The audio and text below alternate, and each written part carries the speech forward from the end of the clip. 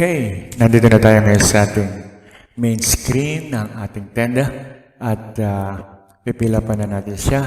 Okay, so required lang itong username saka itong password. So, enter lang muna natin.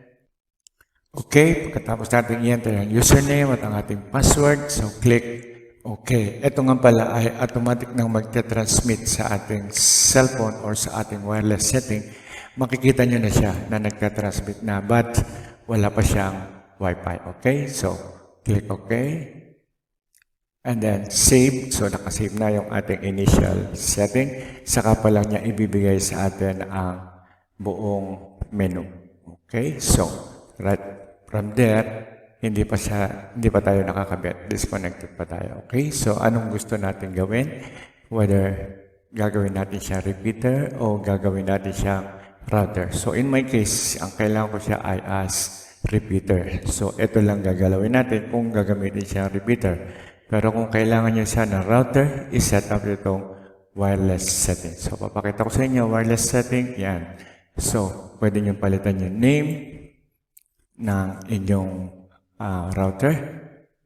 And then, save yung security mode. Yan, normally, WPA, ito yung recommended. So, yan ang kailangan natin. And then, you can set your own Wi-Fi password. Okay? Okay? So, any name na gusto nyong ilagay sa inyong wireless. So, yan ang kailangan natin. Otherwise, kung gagamitin natin siya, yun lang yun. 1, 2, 3, and then click OK. Ngayon, kung gagamitin naman natin siya as repeater, click natin to repeating at click natin ang universal repeater. Okay?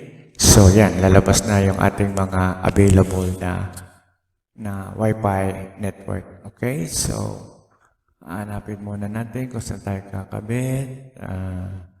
Masyado na kasing malayo yung ating main. Kaya halos hindi niya na ma-detect dito. Okay? So, hold on. Okay, so yan, ito yung ating main. Okay, sabi niya ay mahina daw yung ating signal kasi 24% lang kasi masyado nga siyang malayo. But anyway, kukonect pa rin tayo is because yan yung ating main source. Okay, so enter nyo lang ang password dito. So hold on. Okay, so na-enter na natin. Na-click na natin yung ating gustong Wi-Fi connection. Ayun na siya. And then, i-enter nyo naman dito yung password. Okay, so disconnected pa siya sa ngayon dahil kapipili pa lang natin. Okay, just simply click OK. Then, when you enable universal repeater mode, the router reboots. After the router finishes the reboot process, the TendaWiFi.com. Use the TendaWiFi.com. Okay, to log in again. So, yun na yung gagamitin natin kapag tayo ay maglalagin ulit. So, save natin yan. And then, click OK. And then, magre-reboot na siya. Please wait. So, we'll wait for another 100% rebooting para ma-save yung ating bagong setup. Okay? So, binigyan niya tayo ng instruction.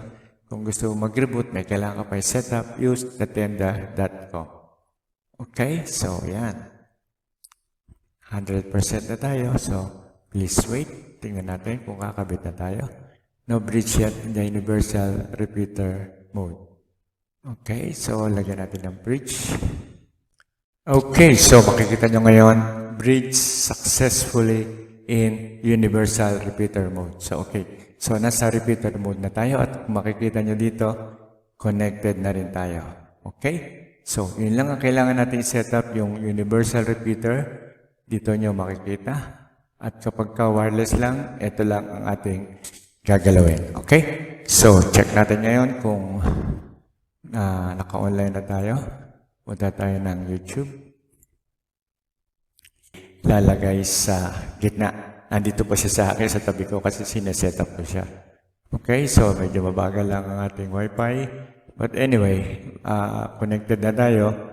So, meron lang tayong konting delay para maipakita ko lang sa inyo na talagang connected na tayo. Okay? So, doon sa ginawa natin setup kanina, ayan, nakikita nyo, meron na tayong YouTube. Okay? So, gagana na yan and connected na tayo sa ating Tenda router as a repeater. Okay? So, kung ano man ang purpose na gusto nyo gawin, pwede siyang repeater, pwede siyang router. Okay? So, whatever. And, of course, so hanggang dito na lang muna tayo at hopefully may natutunan uli kayo sa ating video na to. Okay? So, huwag niyo kakalimutan, please like and subscribe also dahil marami pa tayong mga tutorial na ituturo sa inyo. Okay? So, as always, God bless and take care. I like it, I love it, I want some more of it. Zile, zile, zile, zile, yo alert, gal, mile, mile, mile, mile,